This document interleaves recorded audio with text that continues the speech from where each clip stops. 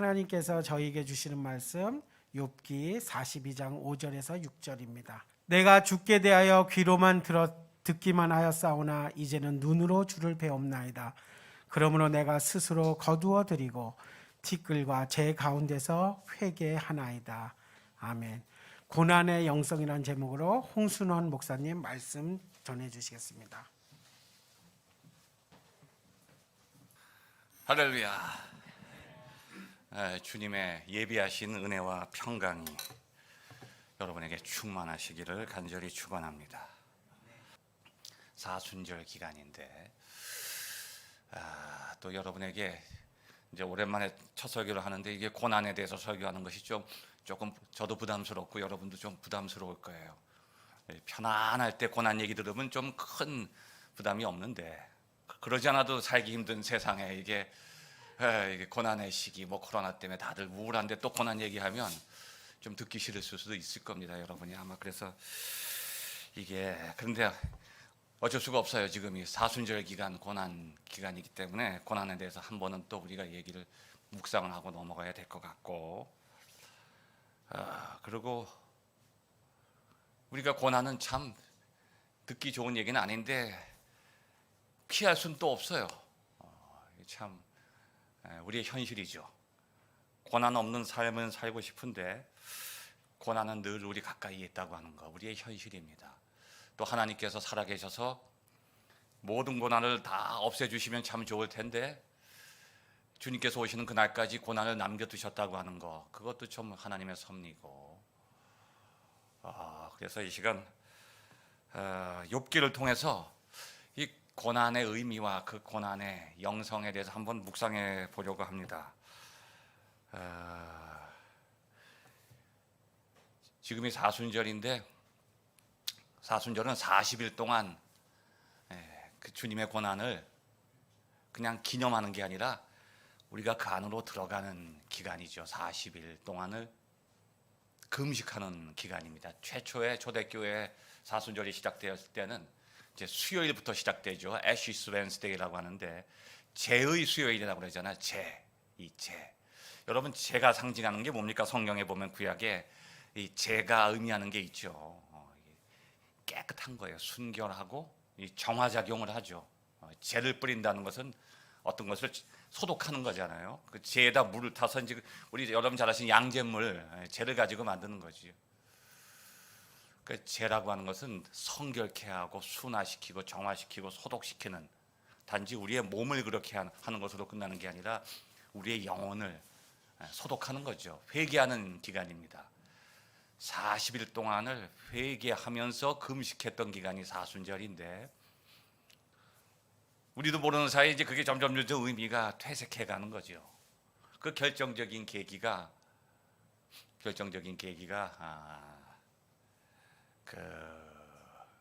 콘스탄틴이 기독교를 국교로 공인하면서부터 조금씩 이제 약해지는 거예요. 의미가 약화되죠.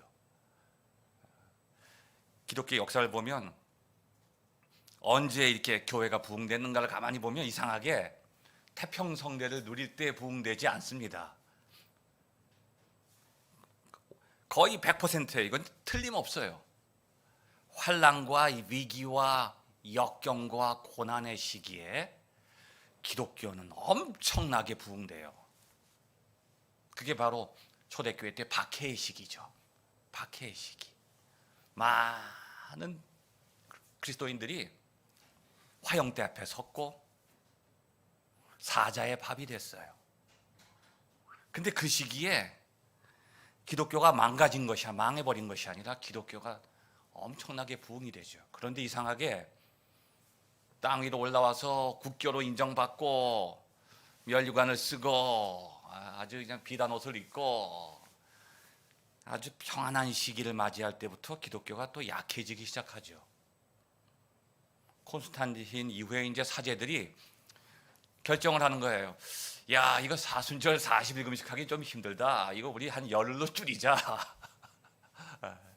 일순절만 지키자. 열흘만 금식하자. 나중엔 그것도 좀 힘드니까 그 일주일로 줄이자. 일주일도 너무 길어. 그냥 수요일과 성금요일만, 고난 주간만 일주일만 금식하자. 나중에는 금요일 한 끼만 금식하다 나중에 금식 자체가 사라져 버렸어요. 죄를 뒤집어 쓰고 회개하는 전통이 사라져 버렸죠. 아주 귀한 전통인데 주님께서 40일을 광야에 금식하신 것을 우리가 그대로 따라가는 참 귀한 전통인데 이게 어느 데서 사라져 버리고 이것을 다른 사람들이 가져갔어요. 누가 가져갔냐면 이슬람교도들이 그걸 야 이거 참 좋네 배워간 거죠. 배워가서 만든 것이 라마단이에요. 라마단 철저하게 지켜요. 지금도. 그래서 그들은 좋은 것은 가져갔어요. 우린 뺏겨버린 거예요. 이 사순절 40일 동안 금식하며 회개하는 전통이 사라져 버리니까 그 부활주일만 남아가지고 그 부활주일날 우리가 부활에 참여한다고 하는데 그 부활의 기쁨이 또 약해지는 거예요.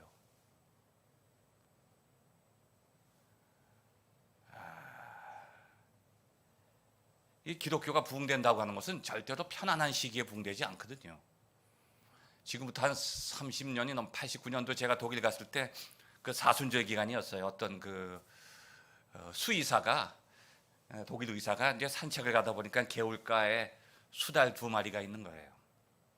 그 수달 2마리를 보니까 끙끙 신음 소리를 내면서 몸이 이렇게 좀 부어 있어서 이상하다. 얘들이 어디 아픈가 2마리를 이제 데리고서 집으로 와서 가만히 보니까 2마리 다 이게 새끼를 가진 거예요. 수태를 하게. 그러니까 이제 막 산통이 오는 거죠.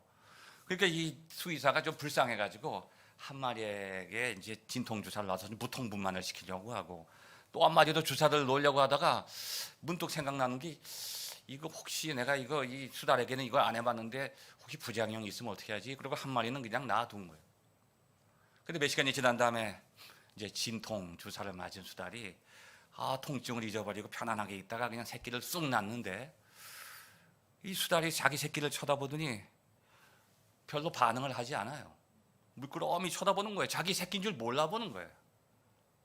이상하다. 이 새끼가 저거 젖을 먹어야 되는데 젖을 안 물리잖아요. 그래서 이제 수의사가 그 분유를 타서 좀 먹이려고 이제 부엌에 가서 이제 그 분유를 딱 타가지고 이제 새끼한테 와 보니까 그 사이에 어미 수달이 새끼를 물어서 죽여버렸어요. 아마 여러분은 잘 모르실 거예요. 우리 전 목사님 어머니께서는 아실 거예요. 옛날에 그 집에서 우리 옛날에는 그 토끼를 키웠거든요. 토끼를 키워서 이제 뭐 털도 쓰기도 하고 잡아먹기도 했는데 그 토끼들 새끼 날 때 보면 주인이 갑자기 들어가면 그 토끼들도 놀래갖고 새끼를 물어 죽여요. 그러니까 그 토끼 새끼 날 때 가만히 놔둬야 됩니다. 그런데 이 어미 수달이 그냥 수의사가 관심 없이 그냥 내버려 뒀는데도 자기 새끼인 줄 모르고 물어 죽여버리는 거예요. 깜짝 놀란 거예요, 수의사가. 근데 조금 있다 보니까 이 진통제를 맞지 않은 수달은 막 산통을 겪으면서 어렵게 새끼를 탁 낳는데 그 새끼를 막 혀로 핥아주고 품에 안고 얼마나 애지중지 젖을 물려서 보살펴주는지 참 신기한 거예요. 이걸 수의사가 보고 있다가 놀라운 진리를 그 속에서 자기가 배웠다고 그 독일의 슈피겔지라고 하는 거울이라고 하는 그 잡지에다 기고한 게 있어요. 사순절 특별 기고를 했는데 그 속에서 이 사람은 이 생명의 신비를 깨달았다는 거예요. 짐승의 세계에서도 그 어미가 고통을 통해서 모성애를 느낀다는 거예요. 모든 생명체들이 자신의 새끼를 사랑하게 되는 것이 짐승들에게도 고통이 있다는 거예요. 산통을 느끼는 동물들이 새끼를 알아보고 사랑을 느낀다는 거예요. 그런데 고통을 느끼지 않은 어미는 모성애를 못 느낀다는 거죠. 이게 바로 이 사랑의 신비라는 거예요. 고통을 통해서 아마 여기 여러분 자녀를 가져본 분들은 알 거예요. 어머니들은 아이를 가지면 입덧을 하잖아요. 입덧은 고통스러운 거예요. 견디기 힘들죠. 근데 입덧을 하면서 어머니들이 모성애를 느끼는 거야. 내가 아이를 가졌구나. 내 안에 아이가 있구나. 그리고 산통을 느끼면서 그 고통스러움을 감수하면서 아이에 대한 사랑을 느끼는 거예요. 근데 요즘에 보면 여성들이 그 자연분만을 잘 안 하려고 하는 것 같아. 조금만 힘들면 그냥 무통분만 제왕절 해결을 하는 거예요. 근데 의사들 얘기는 그게 산모에게도 안 좋지만 아이에게도 안 좋다는 거예요. 엄마만 편안하게 아이를 낳아서 엄마만 편해서 좋은 게 아니라 아이도 어머니의 뱃속에서 이 머리가 깨어지는 고통을 느끼면서 그 밖으로 나올 때 그 아이의 그 정신세계, 인성이, 인간다움이 그 안에 생기는 것이지, 아이도 고통 없이 세상에 나오는 것이 좋지 않다는 거죠. 하나님께, 이게 창조의 섭리라는 거예요. 세상에 고통이 있다고 하는 것은 뭔가 그 속에 하나님의 뜻이 있다는 거예요. 고통을 통해서 사랑을 느낀다는 거예요. 그 사랑을 통해서 또 고통을 느끼지. 그래서 사람들은 고통을 피하려고 해요. 그럼 무감각한 인간이 되는 거예요. 이 세상이 지금 먹고 살기 힘들어서 힘든 게 아니라 사람이 인간다움을 잃어버리고 있어요. 인간 사이에 정이 메말라가. 그러니까 강아지 키우고 요즘에 뭐 지렁이 도마뱀까지 막 키워. 거기서 애정결핍을 해소하려고 하는데, 아침에도 보니까 이 코로나 때문에 사람들이 우울증을 느끼니까 이걸 해소하려고 $75니까 큰 돈이죠. 10만 원씩 주고 농장에 가서 소 머리를 잡고 여기서 그걸 통해서 자기 우울증을 해소한다는 거예요. 소 머리를 잡고서 거기서 포옹을 하면서 외로움을 달랜다는 거지. 슬픈 현실이에요. 그래서 그 수의사가 그 기고에다가 독일의 그리스도인들이여, 십자가의 고난을 기억하자. 멋진 얘기들. 왜 그리스도인들이 고난을 잊어버리고 있는가? 고난을 회피하는가? 왜 자꾸 부활의 영광만을 바라보는가? 왜 영생을 얻으려고 하고 부활에 참여하려고 하는데 십자가의 고난을 회피하냔 말이에요. 그러니까 고난 없는 부활을, 이 세상 그 풍조에 휩쓸려 간다고 하는 거죠. 이 고난이라고 하는 것, 하나님은 참 고난을 우리에게 주시지 않고 우리를 구원하시면 참 좋은데, 사도 바울도 보면 육신에 가시가 있잖아요. 어떤 가시인지 몰라요. 뭐 다리를, 그때 저 다메섹에서 떨어지면서 다리를 다쳐서 골절돼서 다리를 절었다고 하는 사람도 있고, 뭐 그때 눈이 멀어서 안질이 있다고 하는, 그게 안질이다, 뭐 여러 가지 얘기를 해요. 뭐 간질병이 있었다, 뭔지 모르지만 바울에게 큰 고난이에요. 그래서 하나님한테 기도를 해요. 3번 기도해요. 3번이나 기도했는데 응답이 없단 말이에요. 여러분 기도할 때 보면 응답이 있을 수도 있지만 없을 수도 있잖아요. 없을 때는 얼마나 그게 답답해요. 3번 기도했는데 응답이 없다는 건 뭐냐? 바울이 그냥 고난이 하나님의 응답이구나. 근데 우리는 그렇게 기도가 응답되고 안 되면 낙심하게 되잖아요. 근데 바울의 위대함은 무엇이냐? 모든 것이 하나님의 응답이라고 하는 것을 깨닫게 되는 거예요. 하나님은 응답하지 않는 법이 없다는 거죠. 내 몸에 가시가 있고 고난이 있는 것이 하나님의 응답이라는 거예요. 근데 우리는 그것이 응답이 없다고 우리는 딱 접어둔단 말이죠. 고통은 좋은 게 아니라고 딱 접어두는 거예요. 그건 나에겐 있어서 안 된다는 거지. 그런데 바울은 그 가시를 통해서 하나님의 은혜를 경험하게 돼. 그러면서 고난이 유익이라고 그러죠. 여러분 바울이라고 하는 사람이 가진 달란트가 얼마나 많아요. 천재 중에 천재예요. 그 로마서 읽어보면 사람의 머리는 그렇게 쓸 수 없잖아요. 베냐민의 혈통을 가지고 있고 로마 시민권을 가지고 세상에 우리가 부러워하는 건 다 가졌어요. 그래서 바울은 참 달란트가 많았다, 많은 사람이다, 재능이 많은 사람이다, 그렇게 생각하는데 우리는 잘못 생각할 수가 있어요. 이 재능이라고 하는 것, 달란트라고 하는 게 우리가 생각하는 좋은 장점을 말하는 것만이 아닙니다. 바울이 가졌던 최고의 달란트가 바로 가시예요. 가시도 달란트예요, 여러분. 그러니까 여러분이 가지고 있는 어느 것도 헛된 것이 없다고 하는 것, 이 세상에 하나님의 은혜가 아닌 것이 하나도 없다고 하는 것을 여러분이 오늘의 본문의 말씀을 통해서 꼭 깨닫게 되시기를 간절히 축원합니다. 가시도 달란트다. 고난이 유익이 될 수 있다고 하는 것을 오늘 우리는 욥기를 통해서 배우게 됩니다. 욥기는 읽을 때마다 어려워요. 저도 이거 잘 모릅니다. 사실 내용을 잘 몰라요. 그래서 걱정돼요. 강의는 10시간도 할 수 있지만 설교는 그래서 저는 짧게 하려고 그래요. 가능한 한 12시 전에 끝내야 돼. 길게 하면요 어려워요. 할수록 제가 어려우면 여러분도 어렵게 되니까. 이 욥기는 너무 난해해요. 왜 난해하냐면 하나님이 사탄과 하나가 돼서 욥에게 고통을 주신단 말이에요. 그 사탄이 욥을 해치려고 하면 하나님이 막아주셔야 되는데 그걸 허락하신단 말이에요. 뱀이 아담과 하와한테 가까이 갈 때 하나님이 아예 못 가게 막으셔야 되는데 뱀으로 하여금 아담과 하와에게 가까이 가게 만드신단 말이에요. 이건 우리의 이성으로는 이해할 수가 없잖아요. 그런 내용들이 성경에 너무나 많이 나타난단 말이에요. 우리는 거기에 부딪히게 돼요. 알 수가 없어요. 나중에 좀 제가 이제 아마 다음 주 되면 또 이제 그 선악과 이야기를 여러분에게 드리겠지만, 이 욥기의 스토리는 무슨 죄가 있어서 고난을 당한다 그러면 이해가 되는데, 세상에 보면 이유를 알 수 없는 고난들이 있어요. 신약 성서에도 보면 어떤 사람이 날 때부터 소경이 됐단 말이에요. 그 사람들이 보니까 야, 저 사람 참 불쌍하다. 얼마나 죄가 많으면 태어날 때부터 소경으로 태어났을까? 그렇게 생각하는 거죠. 근데 하나님의 뜻은 그게 아니에요. 예수님 뭐라고 하냐면 하나님의 뜻을 나타낸다는 거예요. 그 소경된 것조차도 하나님의 뜻이 있고 그 안에 섭리가 있고 영광이 드러난다는 거죠. 욥의 이야기도 보면 이거 사람으로서는 도대체 당할 수 없는 고난을 욥이 당하는 거예요. 죄가 있어서 고난을 당하는 게 아니라 너무나 의로워, 너무나 깨끗해. 그런데 여러분도 세상에서 욥처럼 고난을 당하시는 분은 아마 없을 거예요.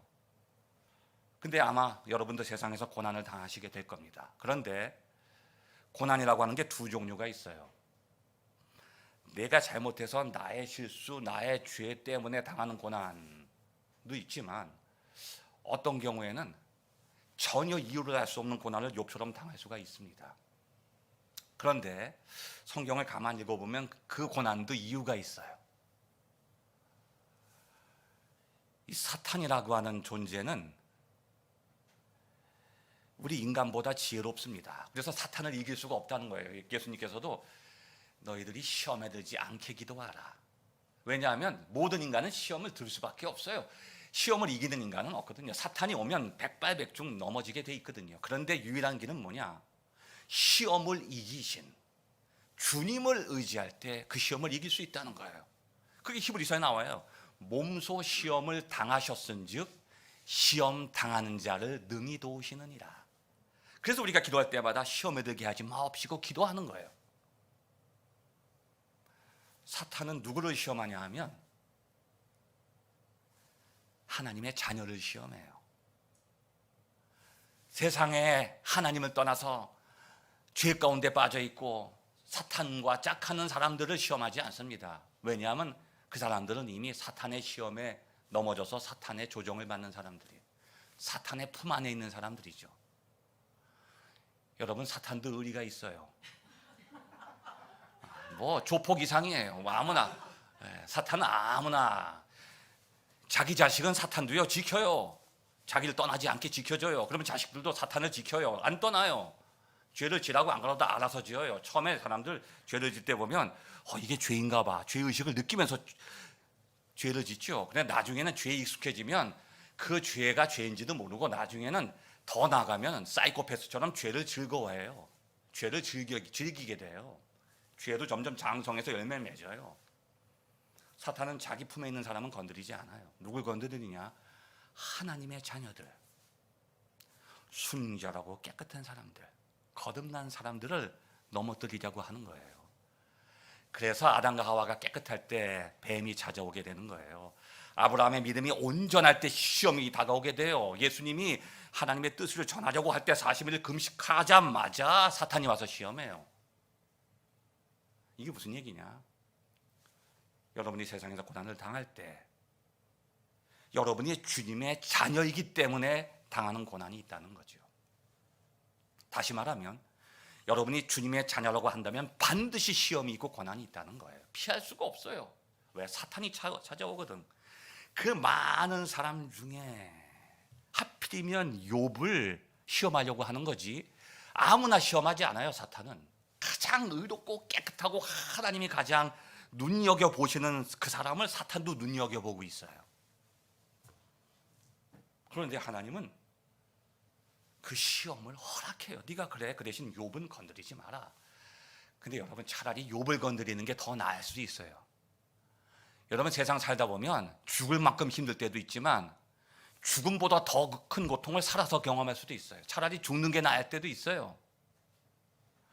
내가 죽는 게 편할 때도 있다는 얘기예요. 그래서 사람들이 자살하는 거예요. 현실 속에 사는 것보다 내가 지금 죽는 게 더 좋은 건 아니지만 이거보단 이것이 덜 고통스러우니까 죽음을 선택하는 거예요.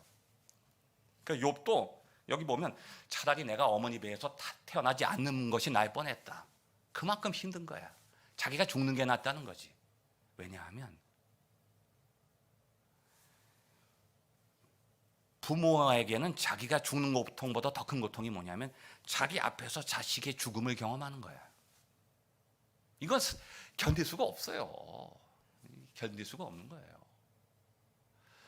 저도 그 고통을 간접적으로 알기 때문에 차마 말씀 못 드리겠지만 제 자녀가, 딸아이가 학교 다닐 때 그 저쪽에 안산 쪽 거기 그 한 그 고등학교에서 부모가 전학을 온 거야. 거기 사는 것 자체가 고통스럽거든. 거기서 자기 딸을 잃어버린 거야. 그 어머니가 전학을 왔는데 거기서 이제 예배를 드리는 중에 앞에 나와서 찬양하는데 끊임없이 눈물을 흘려. 시간이 지나도 그 고통이 잊혀지지 않는다는 거예요. 그걸 보고 저도 그 고통을 간접적으로 느꼈어요. 근데 욥은 자기는 죽지 않았지만 주위에서 모든 것들을 잃어버리고 자식의 죽음을 경험해. 이거는요, 여러분, 사람이 겪을 수 없잖아요. 저도 젊었을 때 그런 경험을 했어요. 가족의 죽음을 경험하게 되는 거예요.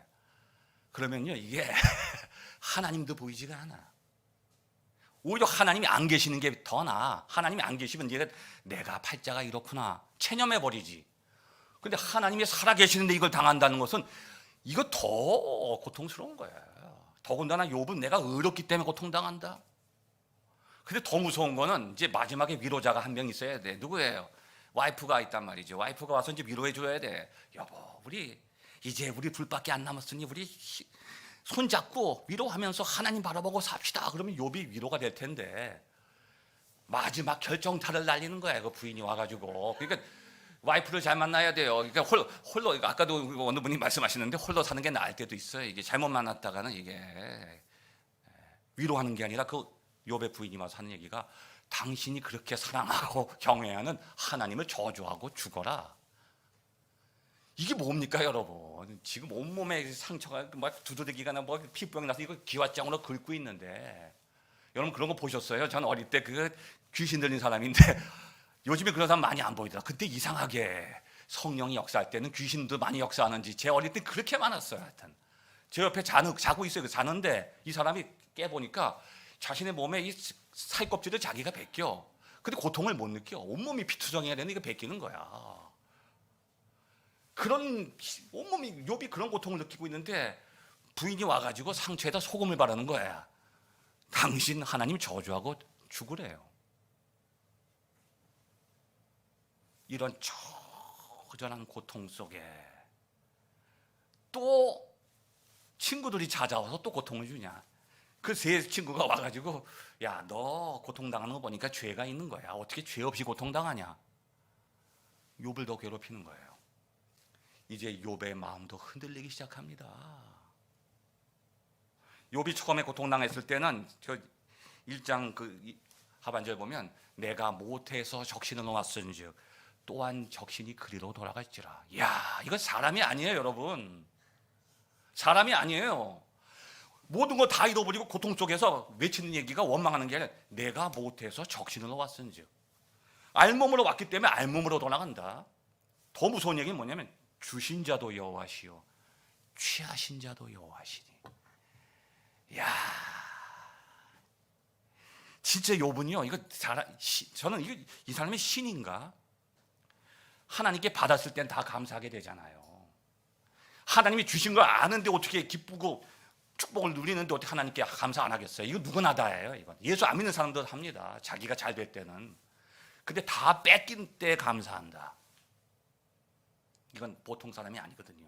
그렇게 고백했던 욥도 흔들리기 시작하는 거예요. 이제 흔들리기 시작하는 거예요. 뭐 때문에 흔들리냐면 이 모든 고통 하나님이 주신 거니까 내가 받겠습니다. 근데 한 가지 해결 안 되는 게 있습니다. 왜 내가 고통을 당해야 됩니까?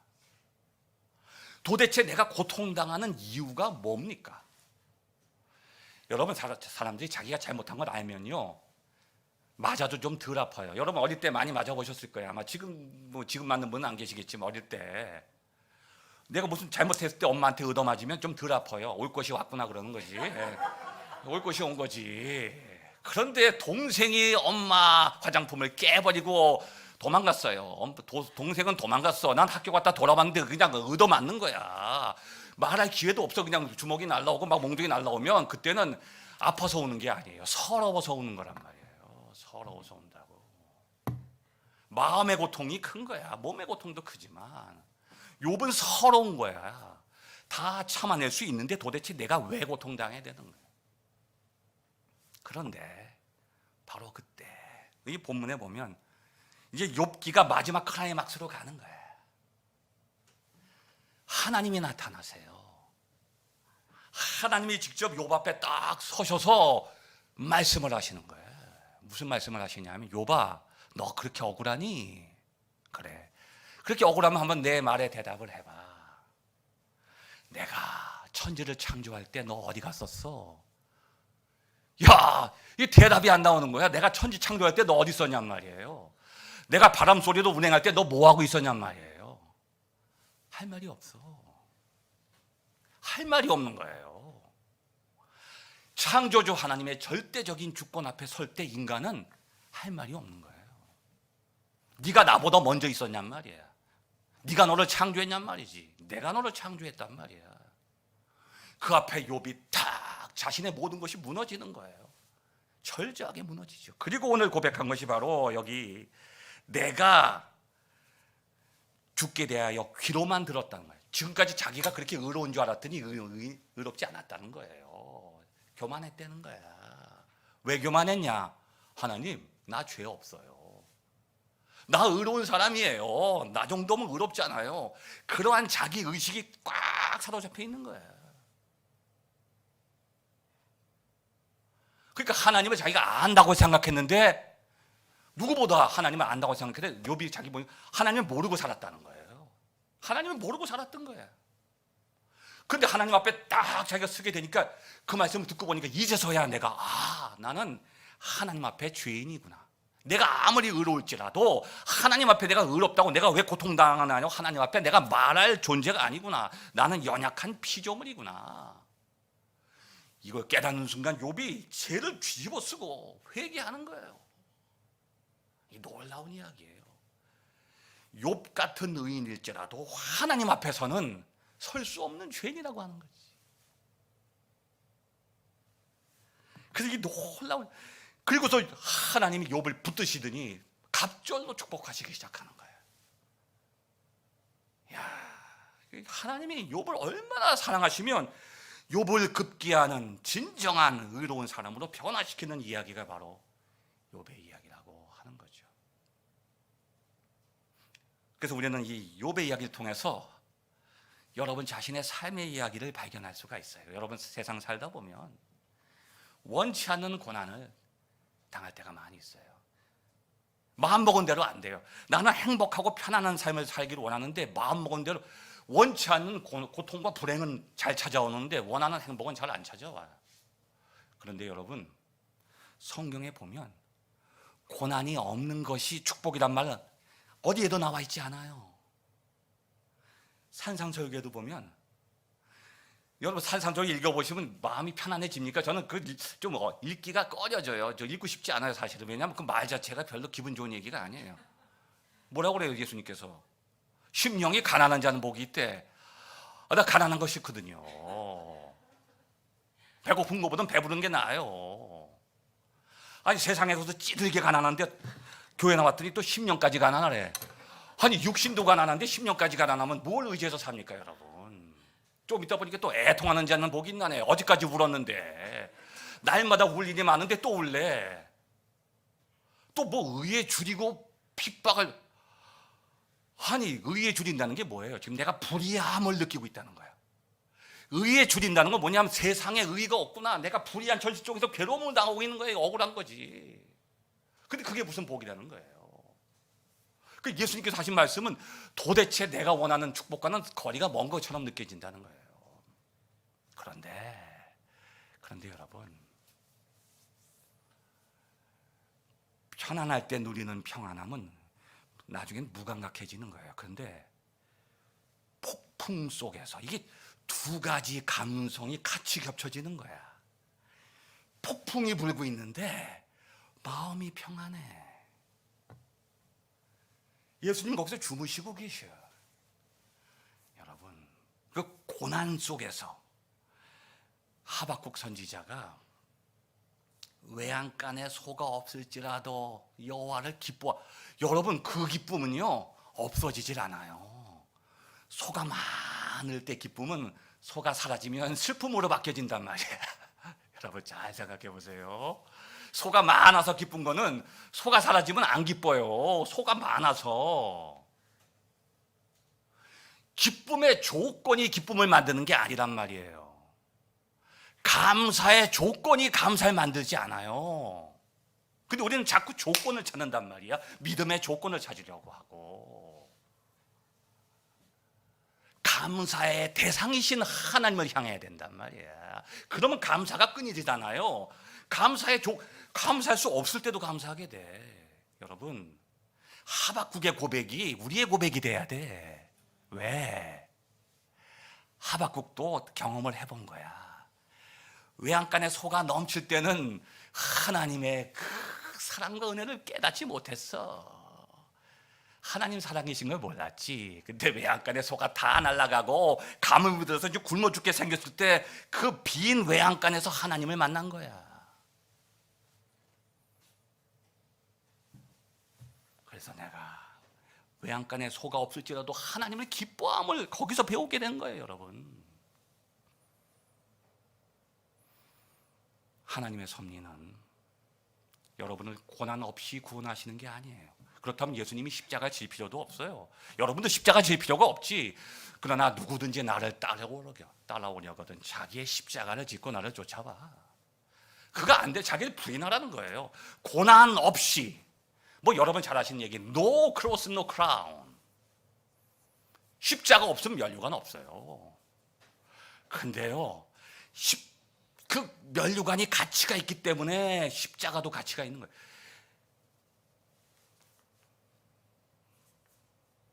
이따가 뭐 점심에 뭐 짬뽕을 먹는다는데 짬뽕 한 그릇 먹을래도요, 그 짬뽕이 얼마인가요?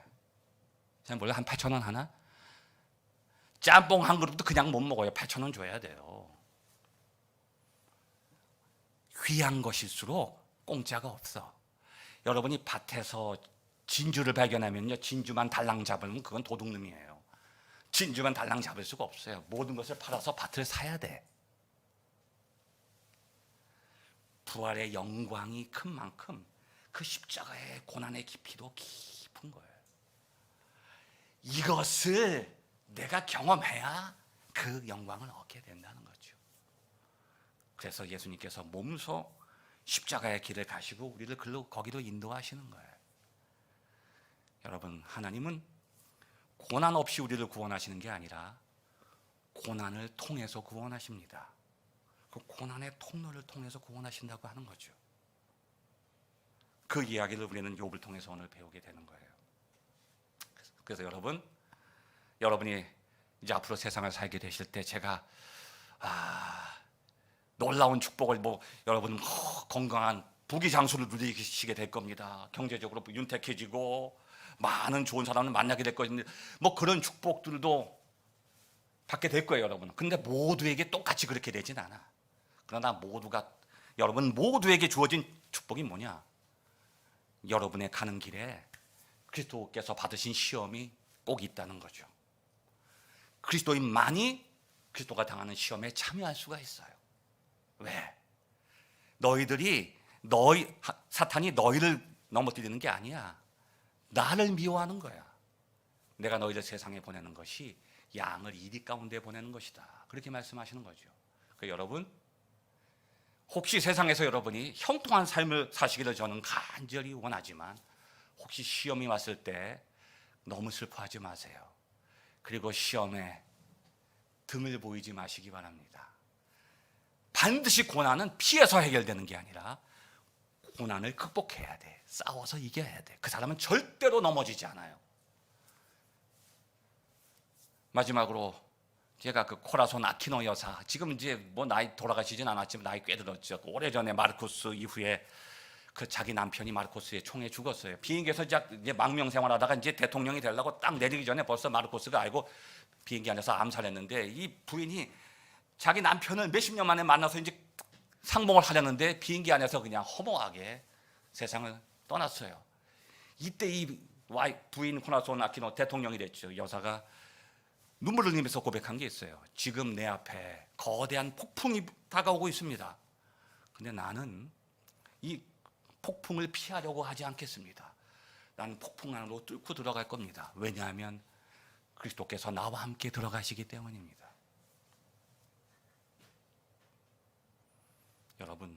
여러분이 고난에 등을 보이는 순간 평생 여러분은 그것을 해결할 수 없어. 평생 고난에 쫓겨다니는 삶을 살게 돼요. 그런데 고난 앞에서 하나님을 바라보고 그 고난과 부딪힐 때 고난을 이기신 그리스도께서 여러분과 함께 그 고난과 싸워서 승리케 하여 주실 줄로 믿습니다. 기도하겠습니다. 거룩하신 하나님 아버지, 은혜교회를 사랑하시사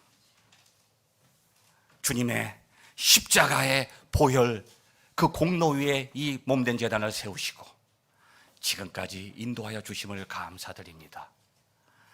하나님께서 당신의 아들 그리스도 예수께서 이 세상에 다시 오시는 그날까지 이 몸된 제단을 통해서 많은 영혼들이 이 광야 같은 고난의 세상 속에서 넘어지지 아니하고 하나님의 능력을 힘입어 이 삶을 이기게 하여 주시옵시며, 세상에 어디 흩어지든지 불꽃 같은 눈동자로 이 영혼들을 지켜주시사 고난에 굴복하지 아니하고 고난과 싸워 승리하는 삶을 살도록 인도하여 주시옵소서. 주님 예수 그리스도를 받들어 간절히 기도드리옵나이다.